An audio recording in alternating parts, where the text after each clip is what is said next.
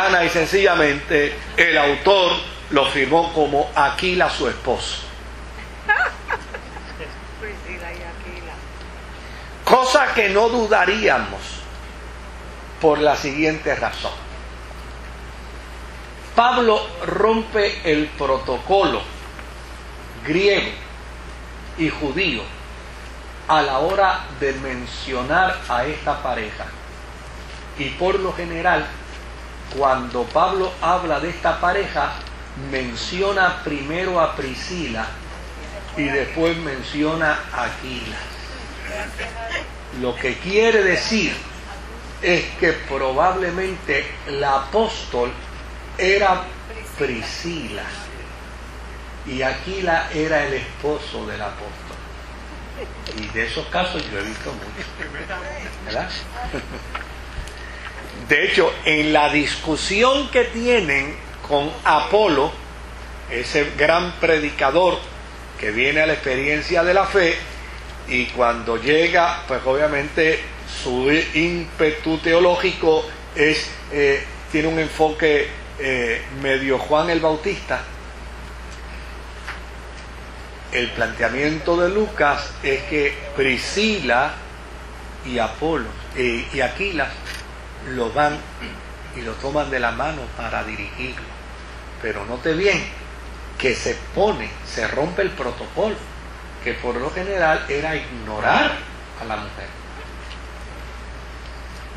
Priscila tuvo que haber sido una figura preponderante en medio de la iglesia, a tal punto que la historia dice que ellos eran pastores de una congregación en Roma.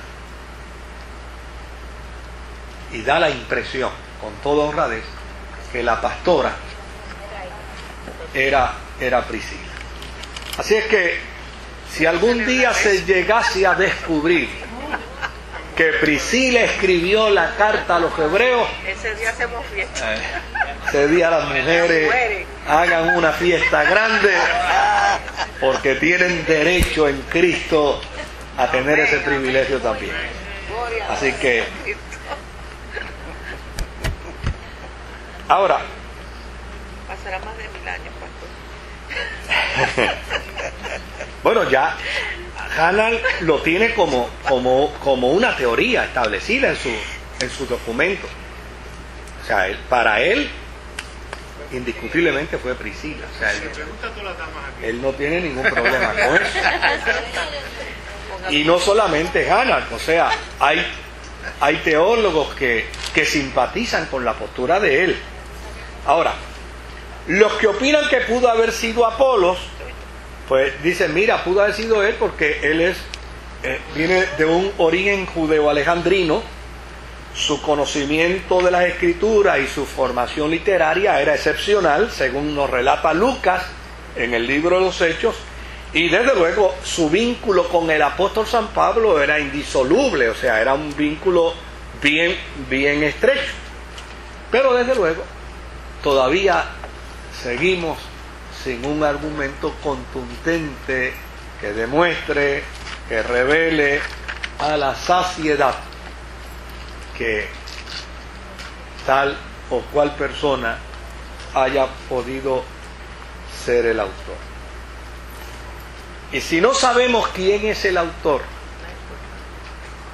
tampoco sabemos quiénes son los destinatarios.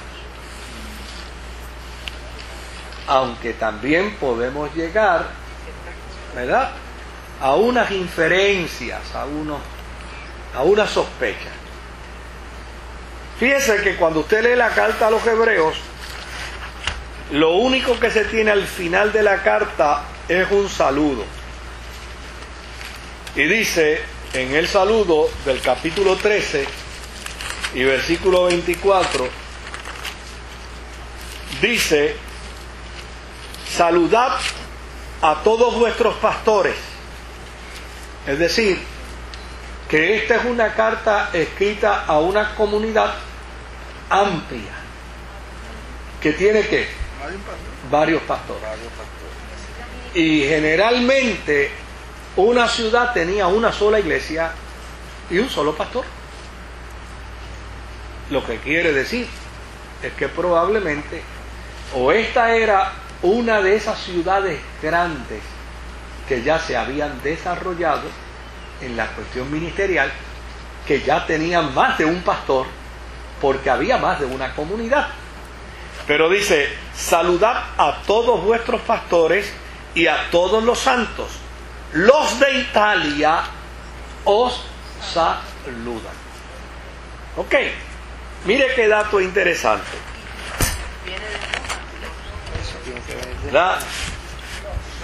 Según el título tradicional, estos eran hebreos, porque la carta, como se titula tradicionalmente, es carta ¿a quiénes? A los hebreos.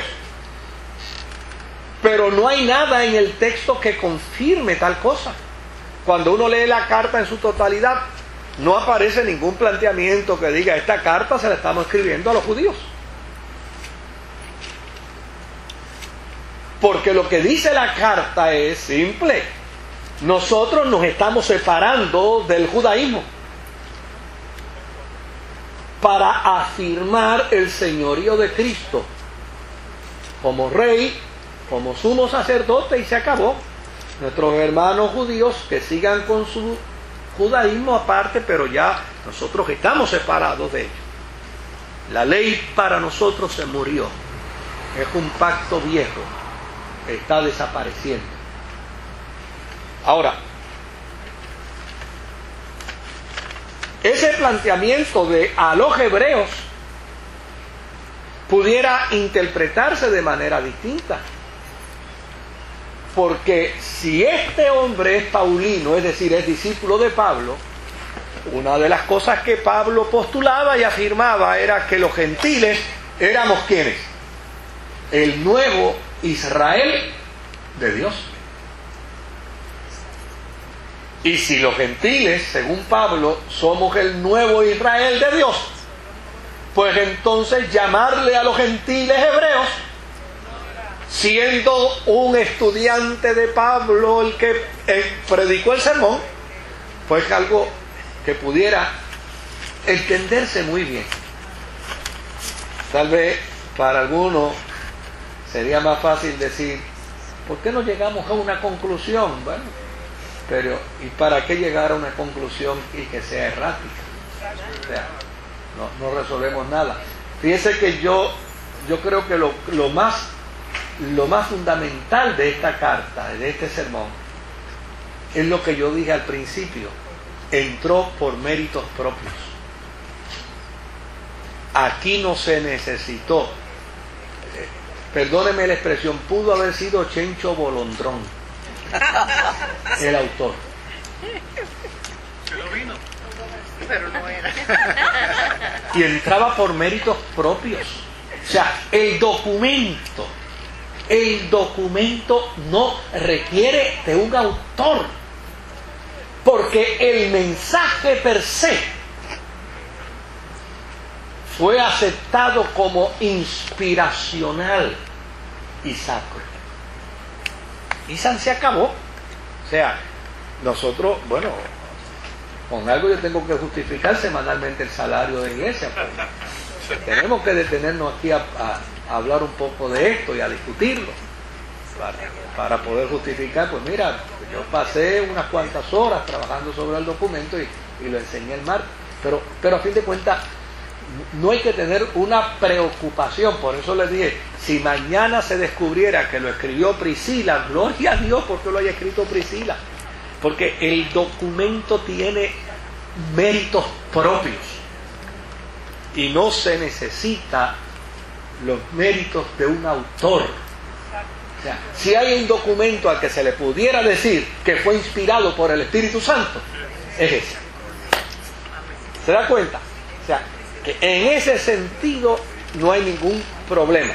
Ahora, lo que es interesante es que el autor, cuando usted lee la carta, no habla de hebreos, ni habla de judíos, ni habla de gentiles, solo habla de cristianos. Y lo que está diciendo es claro. Si alguien anda buscando en la cristiandad alguna referencia con el judaísmo, se equivoca.